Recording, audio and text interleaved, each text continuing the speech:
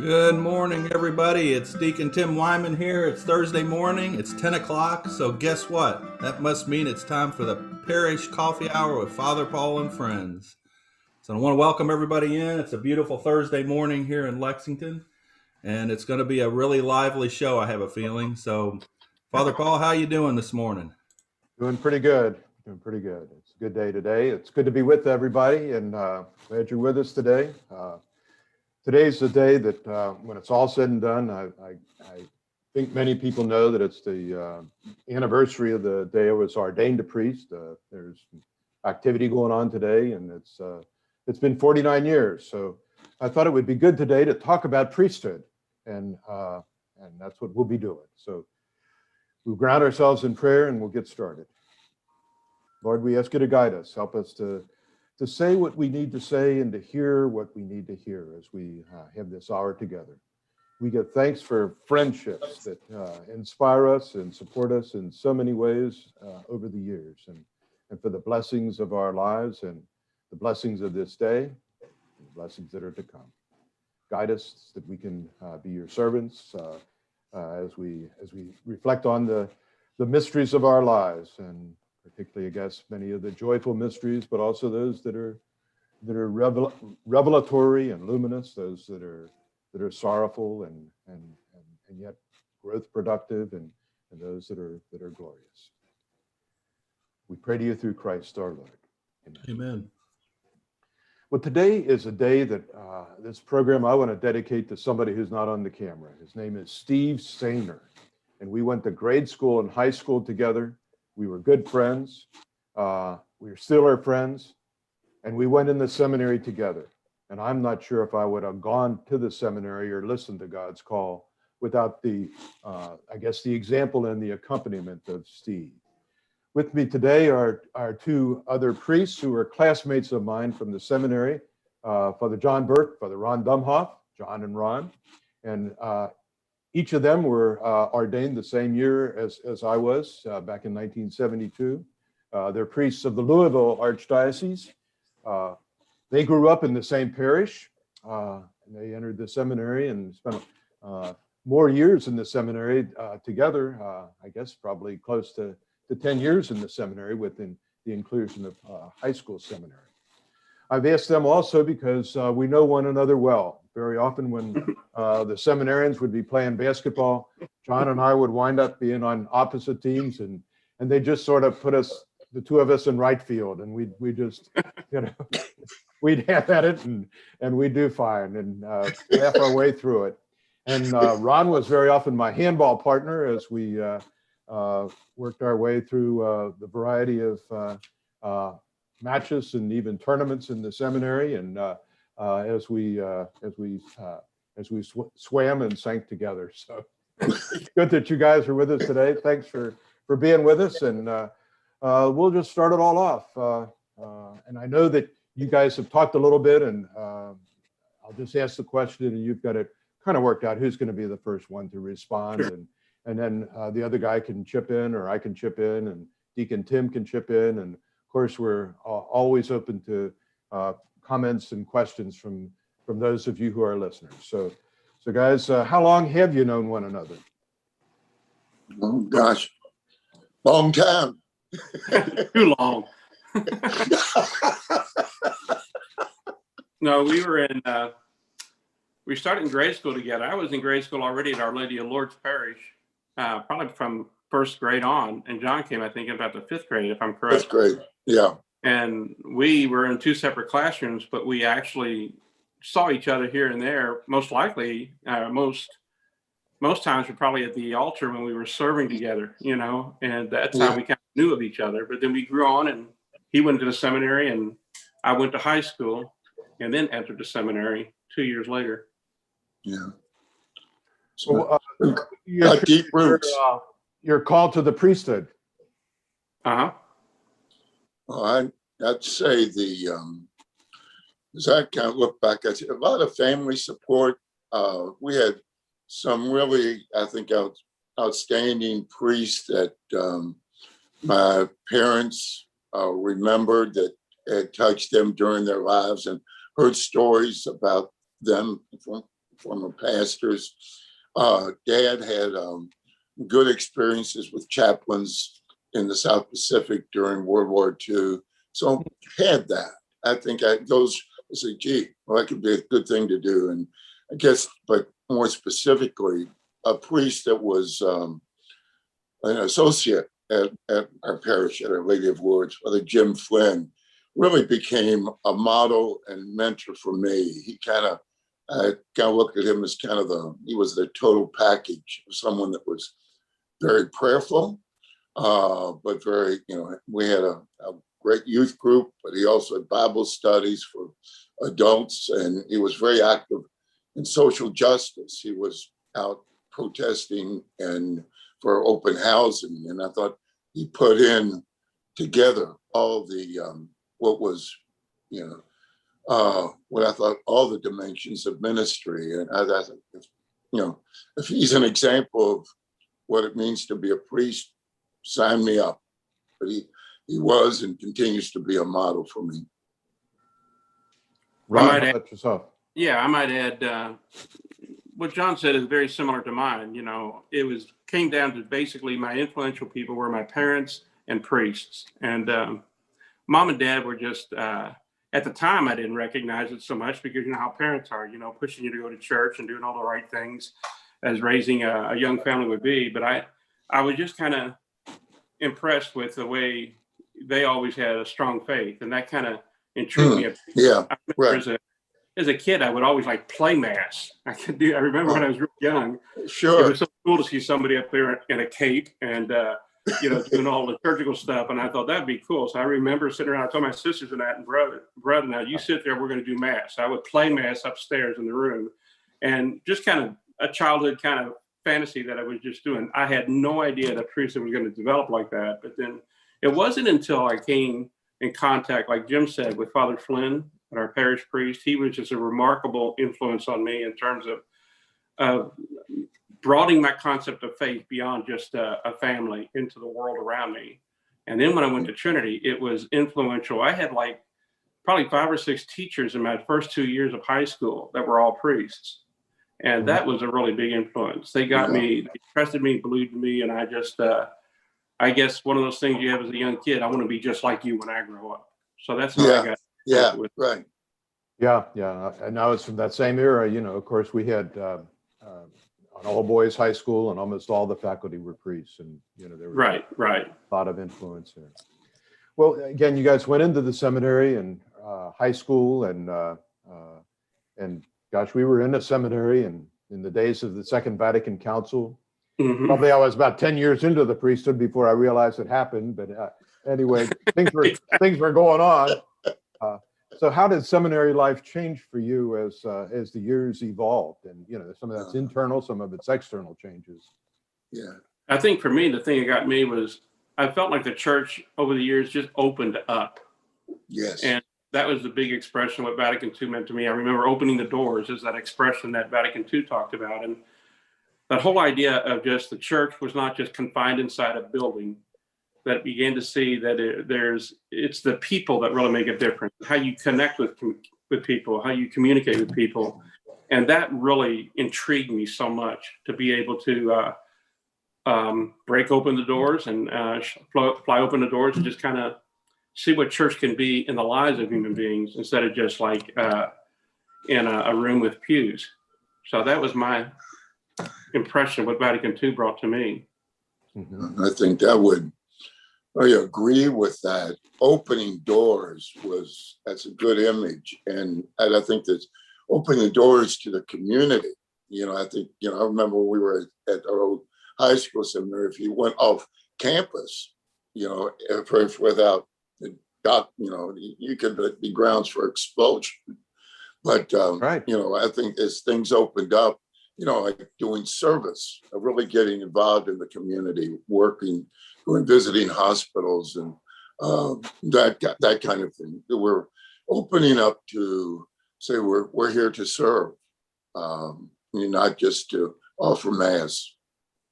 Yeah, speaking of service, I mean, the whole idea of serving at mass. I mean, being a server, a young server, we had to learn Latin before. Sure, that's right. We didn't have to learn Latin. And I thought that was a waste of time learning all that Latin, just to say mass. But then it was amazing to see the church turn the altar around. And the priest Yes, was facing the wall. And yes. that was kind of, as a server, you had a whole different look at that. And that kind of intrigued me, about we were opening up. So. Very good. Mm-hmm.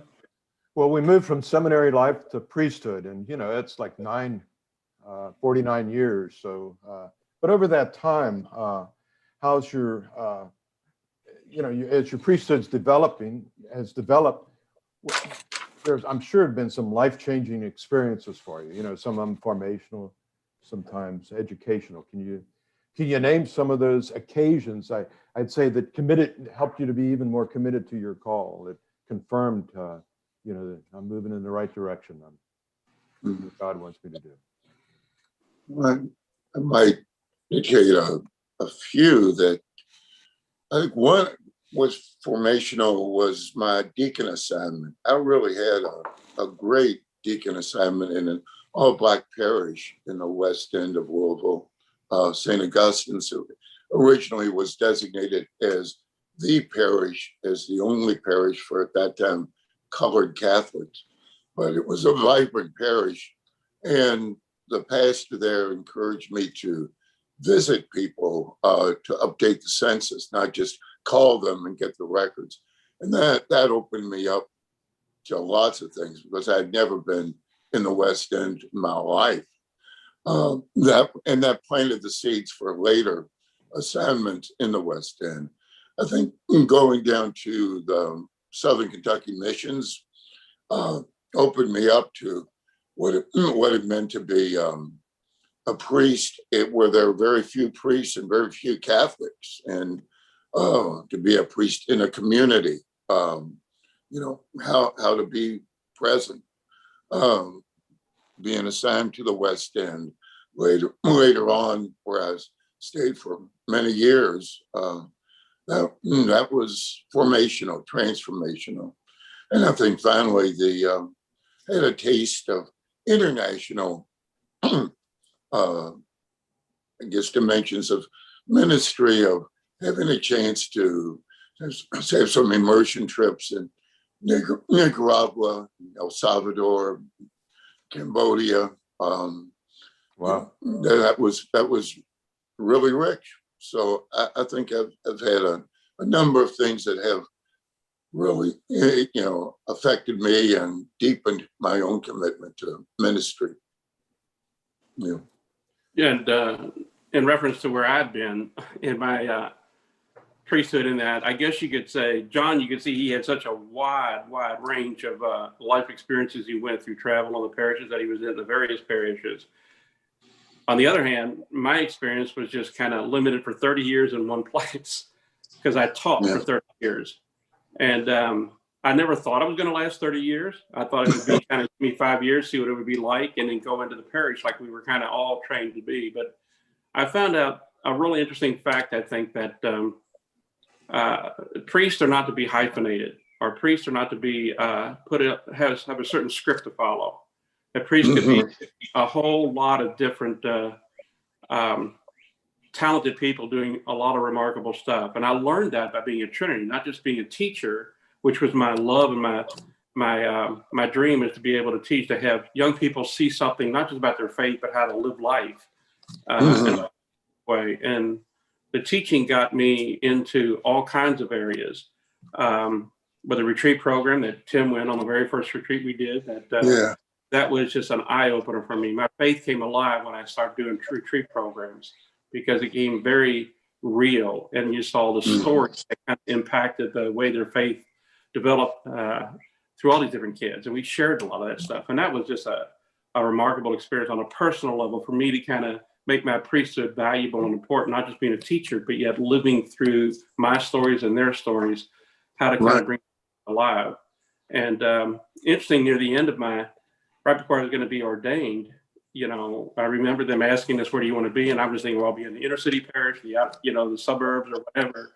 And my first role was to go in to teach. And that was kind of a shocker for me. I was the only teacher out of my class. I went into teaching, and ironically, I was the last teacher to be assigned, last priest to be assigned as a teacher, you know, from there on out in the archdiocese. So I've got that kind of thing. I don't know if I broke the mold or what, you know, but it was one of those things where I can look back on and thought that was kind of a neat thing to be able to have. And in the midst of that, one little thing that happened, I'll just share this quickly, and that's there was something about artistic side that John mentioned before from grade school, and my ability to kind of want to know communication. I wanted to be able to find that new art form of just kind of getting beyond just reading books, but yet making it come alive on a different level. And I decided to go, and you probably remember this, Paul, but I remember going to Notre Dame. Sure. And probably 2 years before I was going to be ordained a priest, I struggled with near the end of the seminary whether this is really what I needed to do or wanted to do, you know. And I wanted to venture out, and I went to Notre Dame. Never thought I'd get in, but I got in, and I took communication arts and movie making and print and all these different things, and I learned those skills, and I brought that back to Trinity in the teaching world, and it also, you know, came out in the and my priesthood a lot. I teach a lot of with props and with a lot of different kind of visuals to kind of make it pretty much a clear thing for young people. So that's kind of my priesthood is developing through the years of Trinity and all. At Trinity, beyond working with retreats, beyond, I guess you taught religion. Did you have some other roles too? You like chaplain? Yeah. I was designated as a campus minister there, and you know what, you know what a campus ministry is, Paul. You in your work in high school, it was a little different thing. It became kind of the role that retreat directors, you know, it was fell under retreats fell under your role as a campus minister a lot, but then it was the masses that we said, and then counseling, a lot of counseling that you know you would do just by habit of seeing kids in a classroom and watching problems develop or uneasiness go on inside a kid's life. You begin to step in and help them that way. On a lighter side, I got into, I was a chaplain for the football team. And they always say, when you do masses, I like the way you motivate it. So they could get out there and they could just, you know, go wild out there on that field after we have our masses. And I was always proud of that fact. And I had to have the coaches say, tone it down, tone it down, tone it down, you know. We got to harness that kind of energy in that. But yet it was one of those things those kids just loved. I used modern music a lot and talked about what it meant, you know, to not just play an opponent on the field, but yet, you know, how to give your best in a moment for the benefit of all. And that was really an encouraging thing. I think that that helped out a lot. And then I also became, by the way, the pep club moderator. So I was doing pep clubs, you know, creating all kinds of creative ways of getting a school fired up. So those are some of the small little things I did. Yeah. John, you're one of the unique Louisville guys who have served in the territory of the Diocese of Lexington. I think you were down in Monticello. Right. Yeah. I think from there you went to the West End. Can you speak of that transition, the times in Southern Kentucky, and then moving to Louisville itself? Well, yeah, I think it felt like, you know, down in Southern Kentucky, it felt more like a big fish in a small pond. You know, the Catholic priest in the county, but also gave me an opportunity to get involved in community activities, or join the Kiwanis, you know, meet, you know, like be the mayor and the police chief, the county judge, and kind of have, you know, relationships with them that were, you know, you can't do automatically in Louisville. But I think those was a lot of presence there, you know, visiting people, doing that. And some of that, I think, continued into the West End when I was asked to come to, well, Christ the King in Louisville. And yeah, I think those were, as of being in a primarily Black parish there, I just, what opened me up were the people were just wonderful. And I learned so much about liturgy, about celebrating, about people that came to to be with one another, that you didn't have to, you didn't start mass at 10 o'clock or 10:01. You can, well, somebody's on their way.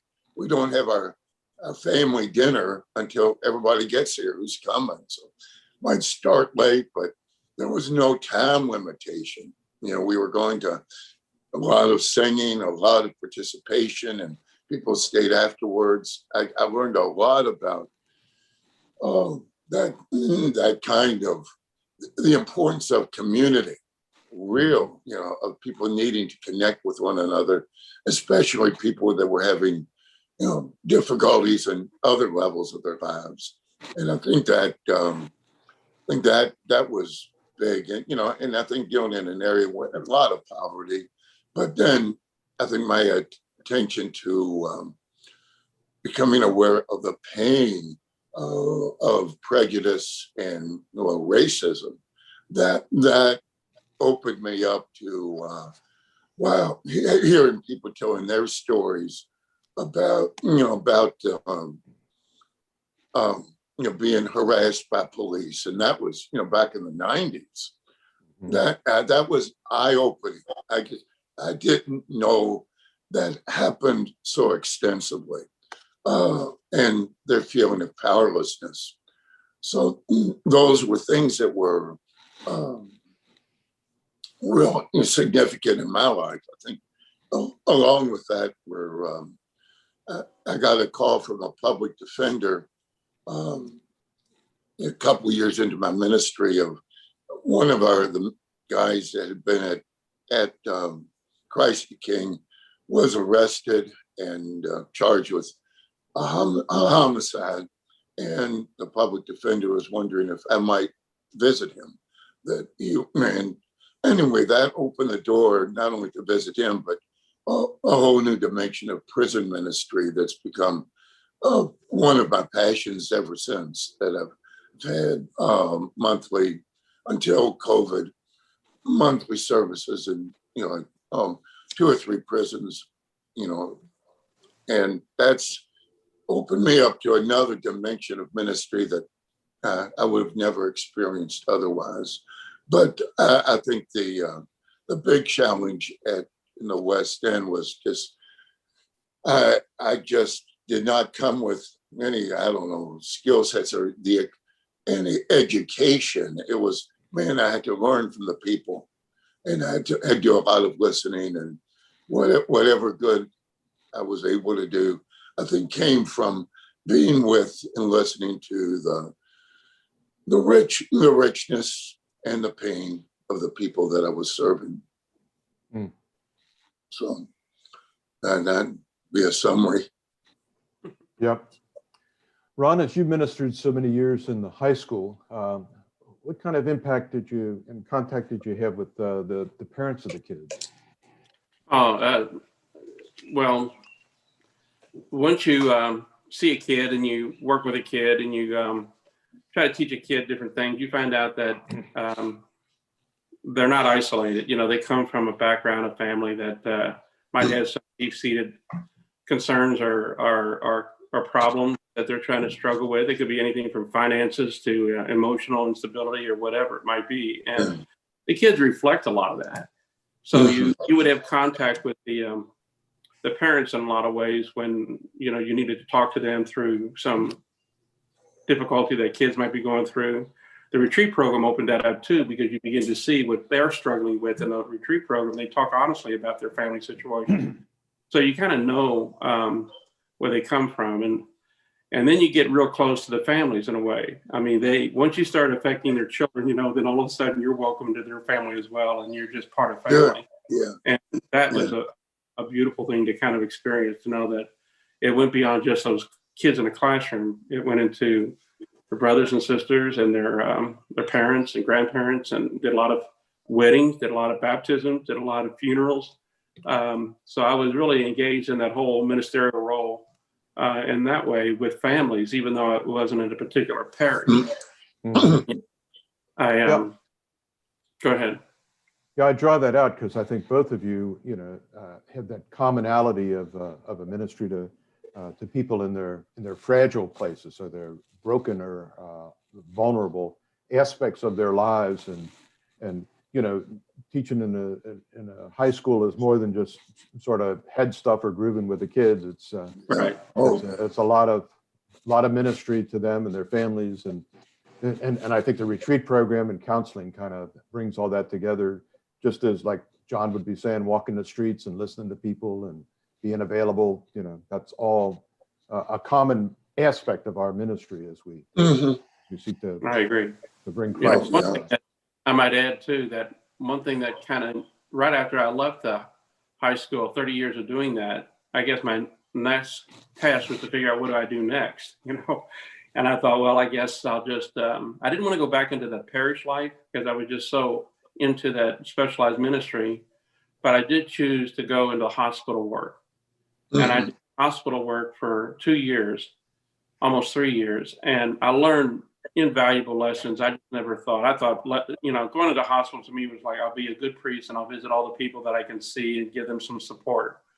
But I found out real easily that it's not visiting people in the hospital, it's sitting with people in the hospital. And once I began to sit with them in their pain and to reach out and touch them and hold their hand and make them feel like they're not alone, that just kind of changed me in ways I just never expected. I had, elements of that in the high school, but when it was just dealing with those life and death situations in a hospital, it opened up a whole new experience. It enriched an experience I had already. And to watch somebody when you walk into a room, instead of you trying to figure out what to do, they would reach their hand out first. So you knew that was the contact they had. Yeah. And to hold onto their hand and just as they talk their pain through their pain, it was just really an experience I'll never forget. And I learned so much about not just visiting, but sitting with. And it was a great lesson I learned, which helped me when I moved into having my own parish. One of the priests with me, Father Damien, just finished a semester as a chaplaincy intern at UK's medical center, and he's saying precisely the same kind of thing, that it wasn't to be simply a deliverer of the sacraments, although that can Exactly. Yeah. Yeah. Right. to be somebody who's ready to be a pastoral companion, to be a friend, to be Exactly. available to people in the midst of all the dimensions, all the fears, all the hopes, all the pain that's involved with hospitalization. Yes. So Ron, you were in campus ministry and high school work, and then a chaplain at a hospital for a while, and then I think you moved into a parish then, and Yeah. I think that What an experience. Tell us about that adventure. I think you were blending multiple parishes into one community. Yeah. Where'd I begin, man? Because it was like, I was 60 years old when I got my first parish. After teaching 30 years in hospital working at it, the bishop came up to me and said, I got a task. I'd like to have you go out and take a parish. And my first thinking, I froze in a way because I didn't have no experience of parish life other than doing masses here and there. And I thought, oh my God, how do you be a pastor? And the first thing I realized is that I better get some good people in there to help me with this too. So my staffing was real critical for me when I went in. But I went to a small little parish, about 1,000 people over on the west end of town, southwest Louisville, and totally different atmosphere from where I was raised on the east end of town. These are just blue collar people that just are gritty people, and they tell you what they feel, and they express themselves very openly, and yet they just struggle sometimes by the seat of their pants, but they were just really, really, really down to earth people, and I fell in love with them. And I was so grateful I had that experience. But I was only in there like 2 years in a small little parish of 1,000 people that I got really close to, when a bishop comes up and says, I'd like to have you do something else. And I thought, oh. And then he said, do you think you could take the churches in the area and start merging? At that time in our church, we were looking into, consolidating and merging churches and stuff like that. Yeah. And here I was a new pastor for the first time. I said, well, sure, yeah, no problem. I can handle that. Little did I know what the heck I was getting into, because I learned, how do I take parishes and blend them together? And I remember reading a book on adoptions, blended families. And I took a lot of experiences on that. How do you blend families together, and I learned through that. And I think the first thing that I realized that these people were kind of struggling with, and we had to take 5 into 1, by the way. First of all, he said, do 3 parishes and make them into 1. And I said, okay. But then I realized there were 2 small parishes on the side of our boundary there that I thought they're just ignored. So I said, why don't we bring them on board? So we brought 5 churches into one merged church. And it was like, that's the first 5 merged churches in the state of Kentucky, I found out. And of that, I found out later through the bishop that there's only 7 in the whole archdiocese that had 5 churches. I mean, 7 in the country that had 5 churches becoming 1. I thought, well, is that a nice thing to have or what? But I remember having that distinction of being the only one out of 5 to do it. And then later on, I found out as we were working on that stuff, they were telling me that of those 7 churches that blended into 1, parishes around the country, and that only 2 of them really took off and did what they did. And one of them was our parish. So I felt really proud of that. And the merging was a remarkable experience. I think the communication with people I found out real quick. And one thing I learned is that you just don't go in and just blend people together. You just don't kind of throw them all together and say, here's our church, here's where we'll be celebrating and all that stuff. You have 5 different personalities of communities that are just trying to kind of figure out, what are you doing to us? And I think one thing I learned, John knows this too, we talk about it. I learned what it meant to grieve. Yes. To grieve. That there was, I had to teach these people that before we moved into one church, we had to learn to say goodbye to the old. And I never really let go of the old, because I would bring the new into the new structure of building a church. And because that's the other thing I did too. I did not want to do this thing if we were going to go have 1 church out of 5 went out, and they would be where we all gather for mass. I wanted to do it where we would have everybody had a stake in it. So we had to be at a new place, a new church with a new name. Mm-hmm. And we did that. And I thought, in the meantime, what I had to do was go around to every one of those other parishes and have a grieving, funeral rite, and let them have that opportunity to kind of say goodbye and to feel the loss, and yet to look forward to something new, and that's what I was determined to do. Not just to start and say, here's what we're going to do tomorrow. It's to say, here's how do we say goodbye to yesterday. And really. Did you construct a new church? Oh yeah, you mean the goodbyes, the grief, the funeral? Did you build a new church? Oh yeah, yes. Okay. And let me built a brand new church. Let me just add one thing that'll help our listeners too. Of course, 50, 70 years ago, the percentage of Catholicism in Louisville was a lot higher than it is. And the volume of priests was a lot higher than it is and has been in our time. And the bishop, who was probably the bishop of Louisville at a time when we were kids, was dedicated to every neighborhood having its parish. Exactly. Right. So that's exactly right. These parishes weren't 10 miles away from one another. They were all within walking distance.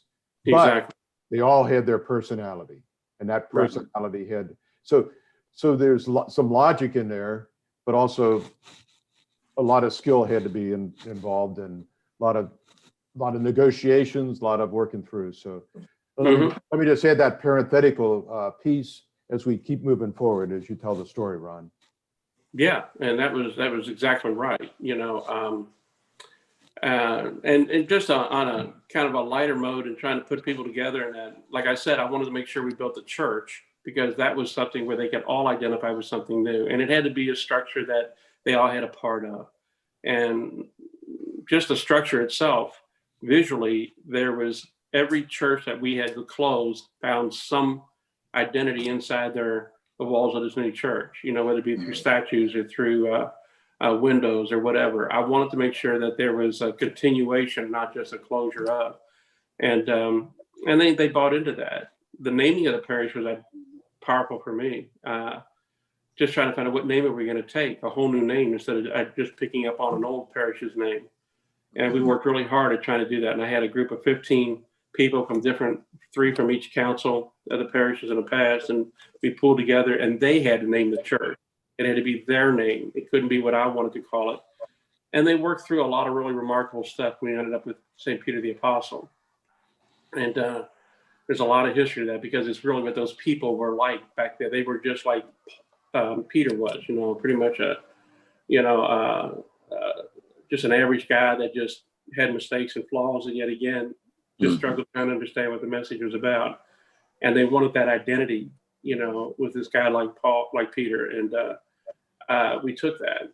And it was kind of an emotional moment the way it came about, but that's a story in and of itself, But like in a lighter way, I'll just say this: blending the families beyond just the liturgies and stuff. I knew what we had to do when every parish felt that they had the right way of doing things, And as a pastor, you got to realize, okay, now what is the best? The first thing came about when we were joining our fish fries together. And it was interesting to see, because the fish fries, every parish was so fond of their own fish fries. And they had the best fish fry around, better than the other parish right next door, And that was a kind of envy of the parish. We had our first controversy to figure out who had the best hush puppies, and who had the best fish, who had the best slaw, so we had a big cook-off, and then everybody had a chance to taste everybody, and yet they all were able to say, this fish is better than mine, or this hush puppy is better than mine, and we end up combining St. Peter the Apostle's fish fry, and that was kind of a blending, and that was kind of a neat awareness of what we do. It all starts with the fish fry in many ways. Well, St. Peter was a fisherman. Exactly. That's what and we were on the river, so that was another thing. Yeah. How many years ago was that, Ron? Oh gosh, the church. I mean, I did that in 2006 or 7. We started blending the parishes together. We built our church when the Archbishop finally let me do it, because there was some difficulty, because we had 2 churches going on at the same time, 2 liturgies going on, when we were kind of breaking these churches down. And then there was a fragmented kind of element starting to develop, I see, between the North and the South churches, even in our major large church there. So then that's when I said we need to have one worship space. And when he allowed us to do that, it was, he told me in 2008, I remember I was laid up because I had knee surgery and that. And I remember him telling me, while I was there in the hospital, we're going to let you go build your new church. So I did. And the cool thing about it is that I was able to draw a lot of people that had been kids that I taught at Trinity who now had their businesses, bricklayers, architects, different designers and that were kids that I taught at Trinity had their business. And they came in and they were able to provide, a lot of good materials at a reasonable price for us. So that was really helpful. So we built that, and that was really a really good thing. That church was a really important treasure for me. As I look back now, it's like that was my crowning moment. How many priests are asked to build a church today? When most time churches have been established and all you do is maintain a church when you go in as a pastor. But I had to start from scratch and create a new one, and that was a remarkable blessing for me to be able to do that. Yeah. Great. Well, that's been some great work, Ron. I know. Thank you. John, you've been involved in some blending also, I think, haven't you? And can you speak? Yeah. I'd say there's some similarities with what Ron did, but also some very strong differences. But I think for a lot of years, I looked at Ron as kind of the model merger. The whole idea of bringing 5 into 1, and the process. You did a tremendous job with that. You really did. And I think, but my flavor, in the West End, was in the Portland area, where I think in Ron's parishes, none of his parishes were much over 50 years old. They're all built up in the 60s, when baby boomers and things like that. The parishes that I was dealt with were just deeply, deeply rooted in Louisville. We blended three parishes or merged three parishes. The newest parish, the youngest parish, was 135 years old. And so we had, generations of people rooted in each of those parishes.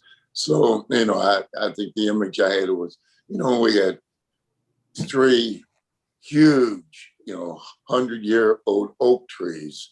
And which two are you going to cut down? Because that was our commission, was not to build a new church, but to choose one for the future. So there was it was a tense time. It was a tough time. And, one of the things dimensions we had that I think Ron didn't have, because he was able to build a new church, was choosing which church was to be for the future. And some people who was going to win, who was going to lose. That was and as it came down, we had all kinds of meetings, and eventually people could not come to a consensus. Archbishop had to make that decision, and he chose the one that was the oldest, one of the oldest parishes in the archdiocese, possibly the oldest. And there we are. And we could even come to an agreement for a name. There were a lot of divisions. But I think the two things that I would want to emphasize in our flavor that we had, one was one of the things that Ron emphasized, was the importance of grieving. That we had wake services in the parishes that were closing, before a funeral, before a parish was officially closed, and to remember and to savor all the baptisms and all the weddings, all the funerals, all the life that had been part of each parish for, well over 100 years. And I think that, we weren't just saying you're no good and we're just going to close you. We need to recognize that things have changed, but we have a lot to be grateful for. And I'd say two things that we did that maybe helped us to get focused. It was a tough time. It was maybe the hardest thing that I've ever been involved with. But I think when we did merger, or it was kind of focusing on ministry that we could kind of do together. And someone in the parish came up with the idea of we're in recession. A lot of people were in our area were really suffering from food shortages, especially at the end of the month when their checks were running out before they got, and we came up with a program of, we called it the Table of Plenty. And we would just have lunch, a free lunch, the end of the month on Wednesday.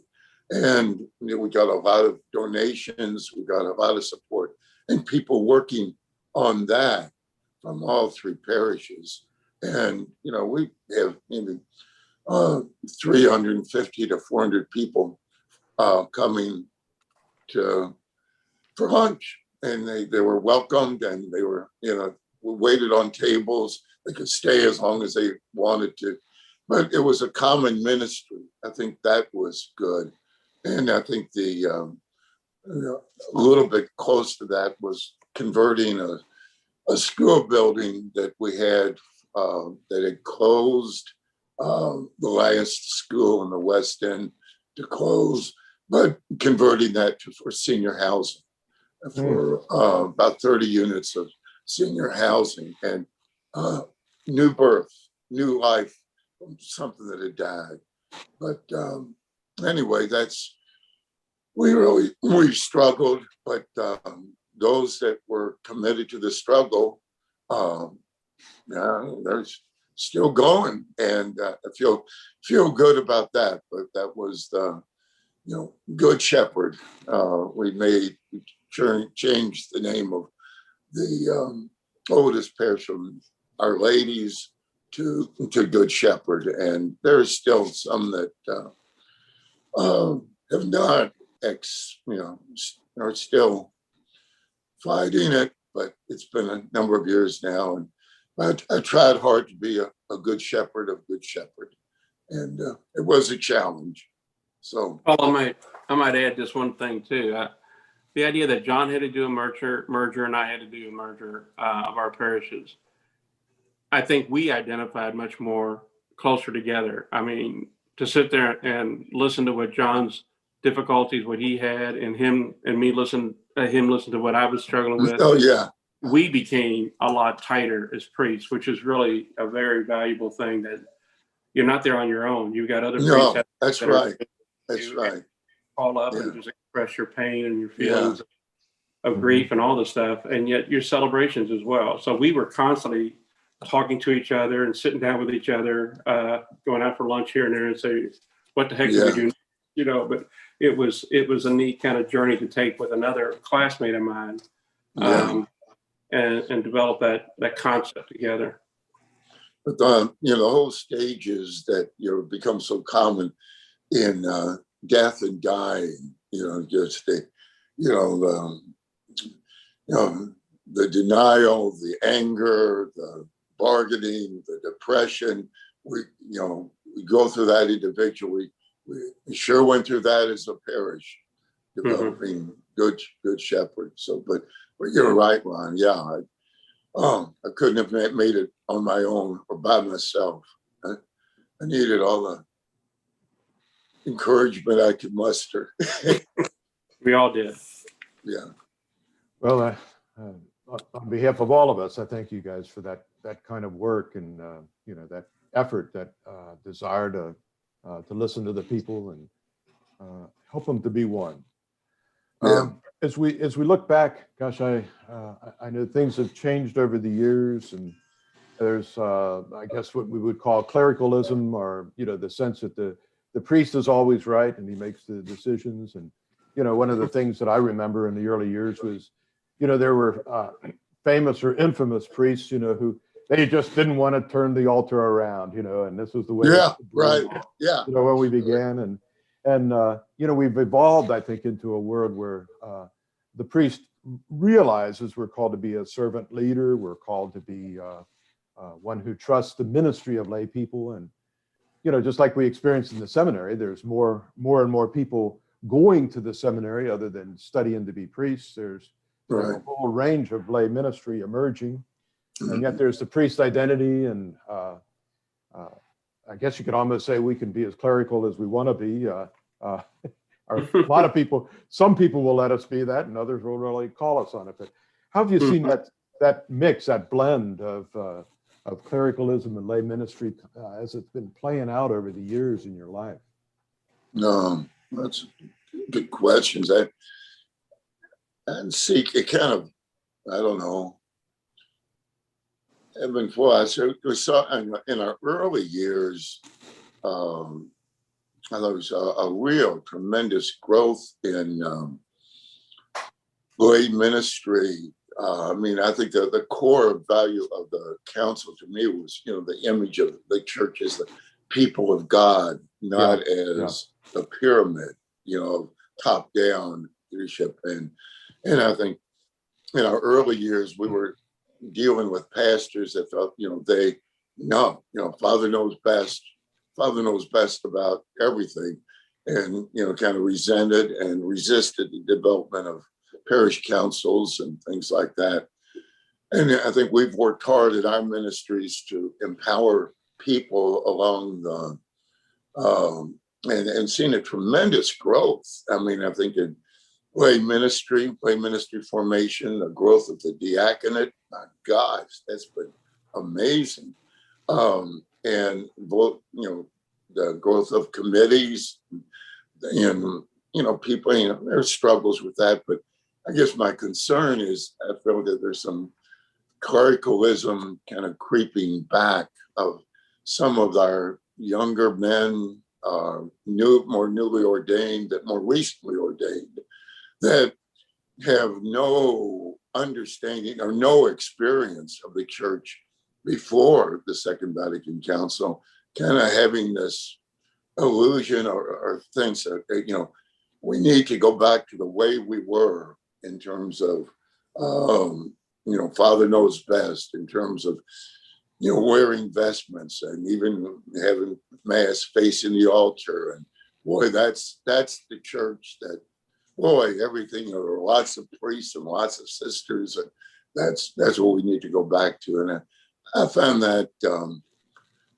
discouraging and frustrating, but I feel like we've moved for many years in one direction towards a real encouragement and empowerment of lay ministry on a lot of levels. And I feel like, there's kind of the pendulum is swinging, it's swung kind of the other way. That's my experience or sense. Yeah, that's a darn pendulum. Yeah. Yeah. Exactly. Yeah, I agree with John totally on what went on with that, and I guess I could see the, being the generation that started off with, pre-Vatican, and then post-Vatican. I went through, and many of us, we've all gone through many years of that development. The church didn't all of a sudden Right. venture into our expression of our faith, but yet it evolved over time. And being a part of that generation where it evolved in front of me,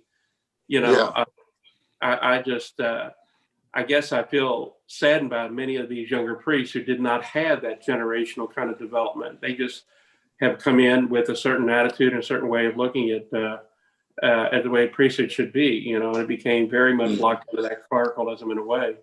But I think my whole ministry, I found out real quick, you teach young people in a high school, you find out you're not the top guy a lot that has to be they all pay attention to me. You find out real quick, that they have a lot more control and you have to work with them in many different ways. So there's a lot more camaraderie that we shared, I think, in being a teacher, still maintaining that discipline and all things you have to maintain as a teacher. And then when I moved into the parish life, it was just the same thing. I learned real quick. I remember telling the bishop, I don't know how to be a pastor of 5, and he said, you'll figure it out. And those encouraging words were kind of scary in a way, but then the only thing I knew what to do is that it's not me being a pastor of a parish, it's bringing people and a love of a community together. And I had to bring them to the point of saying, to me, finding the right kind of people that can help me in this ministry. Sound like you did figure it out. Do what? Yeah. Sound like you did figure it out. Yeah, I guess I did in a way, Yeah. Let me jump in here. Sure. I think just to be fair to our folks, we've all in the church been impacted by abusive behavior by priests. We can't deny that. So hopefully we're moving to a better day. I think there's lots of signs of that. But how have these occurrences of abusive behavior by priests affected the church, the people you minister to and walk with? How's it affected you? Oh, gosh. Biggest thing for me, it was just there's a real sense of loneliness. I felt alone many times when I would hear people that I trust and believe in and were good friends to, and struggled with that, the abuse, and then knowing these people, and yet again watching people have a real difficult time with it, and rightly so. But then, you wear a collar too. And, then the sense of association many times, that was a thing that I struggled with, and I felt like I'm alone doing this, and I felt there was, in a way, I think that we were all trying to church to figure out how to respond to a lot of that, did good things and then some struggled with some other ways, but personally, it was a real feeling of loneliness right in the midst of the work you're doing, and it was really affecting me. And I'll never forget the one story when I was at Trinity, when a lot of this was coming out. And I remember sitting at the breakfast table, we had a black African-American who was our cook and our chef. And she was remarkable. This woman has so much insight, and I learned so much about her. And I'll never forget when I was sitting and reading a newspaper about all this stuff that was going on. She saw my distress, I guess, and she came over to me and she just said, "Father," in a beautiful accent, she said, "Father, I just want to tell you, you can take your collar off, but I can't. And that hit me. You know, she can't get out of her skin. I can't change my skin, but you can take your collar off. And it was an awakening that I am now sharing with people who have gone through a lot of other rejections and difficulty and abuse and all this stuff over the years. And that Black culture she brought it to the surface for me. You know, yeah, there's a lot of us and, you know, that suffer through moments like this, but we can become better and stronger people if we just work through a lot of that and admit some things that we've been doing that were wrong, and yet again look at the right way of being able to walk people through it. And that wonderful kind of cook that I had just made me understand that it's an awareness that I had to be sensitive to, and yet still live my life and do what I had to do. So that's, you know, would just agree with Ron that it was 2002 was the year where everything kind of blew up, you know, with the Boston, you know, revelations, and Louisville was right there with them. You know, we had an awful lot of allegations in Louisville, and these are all, you know, these are guys I knew and guys I worked with, guys that were friends. That it was just, you know, and it seemed like there was another allegation every week. It seemed like there was another shoe drop, and it was a awfully difficult time, and I felt just angry and just very frustrated, and you know, and just, you know, angry for those that had been victimized, angry for those that had misused their authority, angry at those that have been falsely accused. It was all of that, and I guess the pit of that was, you know, I was doing some, you know, involved in some prison ministry there. And, you know, I for several years, we had several of our guys that were convicted and were in prison. And then when I'd go for services, I was visiting priests who were in prison. And I never, ever dreamed that I would do that. I just remember whenever I did that, I just left the prison feeling so depressed. Yeah. But it was a tough time. I think you know, having other guys, you know, well, like Ron or other guys, just kind of support during that time. But it was a time of very, very, very discouraging and very frustrating. The days of, you know, any chance of being a priest on a pedestal, the pedestal was shattered really quick, you know, totally that year. But it was a tough time. Well, thank you for what you have done, though. And, you know, even the predator, the worst predator is more than that. And, you know, needs to be cared for. And thank you for doing that. Guys, it's such a heavy topic right there. And yet we're close to the end. And I think, to be fair to our audience and fair to me, you guys got to give me some tips. What's it like for you guys to be retired? Oh, you'll love it.